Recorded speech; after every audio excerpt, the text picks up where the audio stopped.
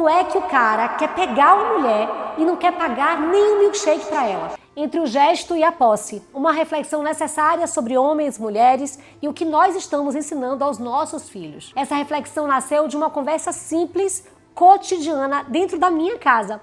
Uma conversa entre os meus filhos jovens, os seus amigos, muita risada, comentários típicos dessa idade e eu ali observando tudo. Em meio a isso surgiu uma frase aparentemente banal, mas que me atravessou profundamente. Um deles disse: como é que o cara quer pegar uma mulher e não quer pagar nem um milkshake para ela? A frase veio acompanhada de um tom quase óbvio, como se aquilo fosse um dado natural da vida. Talvez até pareça algo bom, um gesto nobre.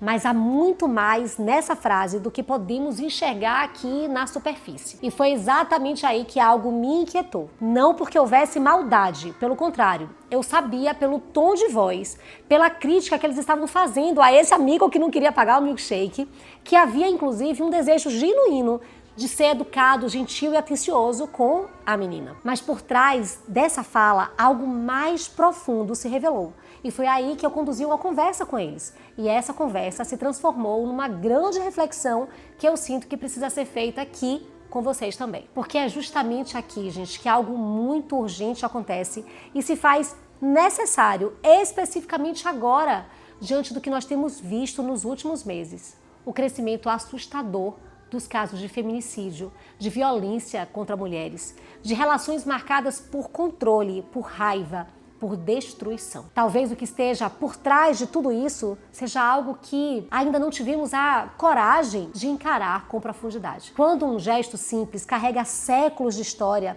e de uma história ruim, equivocada e perversa, é isso que acontece. À primeira vista, pagar um milkshake parece algo irrelevante. E assim, não comece a me julgar sem entender toda a conexão que será feita aqui. Vocês não estão diante de uma feminista radical, tampouco eu vou polemizar um simples ato de pagar o milkshake. Mas vamos olhar além. Nenhum gesto humano é neutro. Todo gesto carrega símbolos e todo símbolo carrega uma história. Então vamos ouvir essa história aqui. Durante séculos, a mulher foi vista como propriedade. E vocês sabem disso, certo? Ela era transferida do pai para o marido, acompanhada por dotes, por acordos, por alianças econômicas. Não se falava em escolha, mas em negociação, muito menos em amor. A mulher não era sujeito da própria vida, ela não é dona de si. Ela era um objeto de troca. E o homem era aquele que pagava e tornava-se o novo dono dela. Essa lógica estruturou sociedades inteiras e, embora hoje vivamos em um outro tempo, ela não desapareceu. Ela apenas mudou de forma. A modernidade mudou as regras, mas não apagou os símbolos. Hoje a mulher trabalha, estuda, escolhe, ela sustenta a própria vida, ela ocupa grandes cargos e recebe tantas vezes altos salários, mas o imaginário coletivo ainda carrega marcas profundas desse passado. Quando se diz como ele quer ficar com a mulher se não paga nada, é preciso perguntar de onde vem essa ideia. Ela pode nascer de um lugar bonito, massa, o desejo de cuidar, de agradar, de ser gentil, mas também pode carregar, sem que se perceba, um eco muito antigo, o de que mulher precisa ser conquistada com algo material, o de que exige um preço, o de que existe uma troca. E é exatamente nesse ponto que o gesto se torna ambíguo, o limite invisível entre cuidado e posse. Existe uma diferença essencial entre oferecer e pagar. Quem oferece o faz por generosidade. Quem paga, muitas vezes, espera retorno.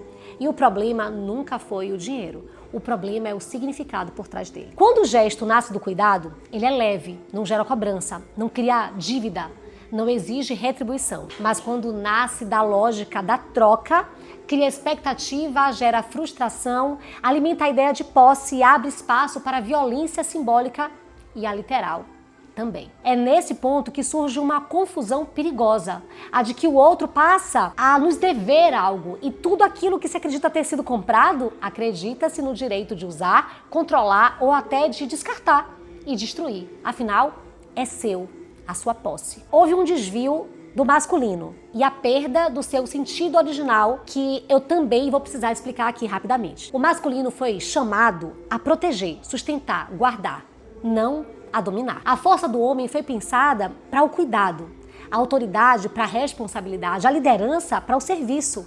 Mas ao longo da história isso foi sendo distorcido Aquilo que foi constituído por Deus como um propósito bem definido havia sido completamente deturpado. E assim, a proteção virou controle, a provisão virou poder, a liderança virou autoritarismo e o que era dom se transformou em instrumento de dominação. Quando o homem perde o sentido do seu lugar, ele passa a confundir força com violência, essa autoridade com a posse e o amor com o controle. E é aí, gente, que o vínculo adoece e começamos a ver e compreender a raiz silenciosa da violência contra a mulher. O feminicídio ele não nasce do nada, ele não começa no ato final, na morte de uma mulher. Ele começa na ideia, a ideia de posse, a crença, muitas vezes inconsciente, de que a mulher pertence a ele, de que foi conquistada, de que foi sustentada, comprada.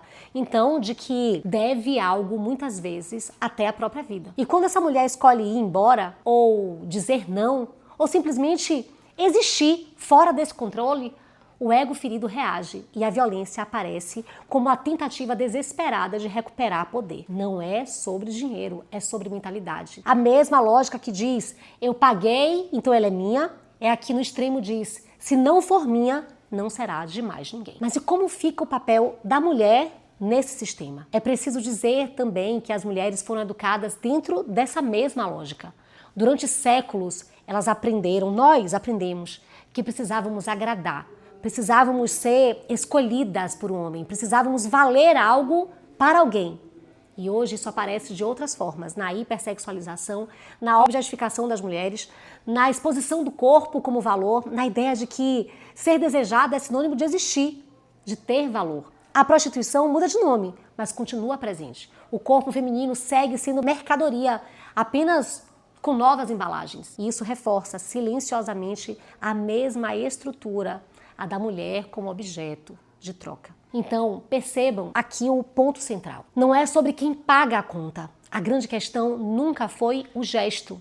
A questão é de onde nasce esse gesto. Porque um homem que oferece sem cobrar, que cuida sem exigir, que se responsabiliza sem dominar, ele está vivendo o melhor do masculino. Mas um homem que paga esperando o retorno, ele não está oferecendo, ele está comprando. E se houve compra, há um proprietário. E seguindo essa lógica, encontramos a mulher como o produto, como a propriedade. Talvez o verdadeiro chamado seja esse. Talvez o que a nossa geração precise reaprender não seja quem paga o jantar, mas como amar sem possuir, como oferecer sem comprar, como se relacionar sem dominar, como educar meninos sem ensinar poder e como ensinar as meninas a serem valorosas, a jamais estarem à venda, a se amarem por quem elas são, sem depender do valor que lhe é dado por homem algum. E lembremos, o gesto bonito continua sendo bonito, mas só quando ele nasce da liberdade e da bondade. E talvez seja exatamente essa mudança de consciência que pode um dia nos afastar de uma cultura que ainda normaliza a violência e talvez possa nos aproximar de relações verdadeiramente humanas. Vamos educar melhor os nossos meninos e vamos educar melhor as nossas meninas para que elas saibam o seu valor.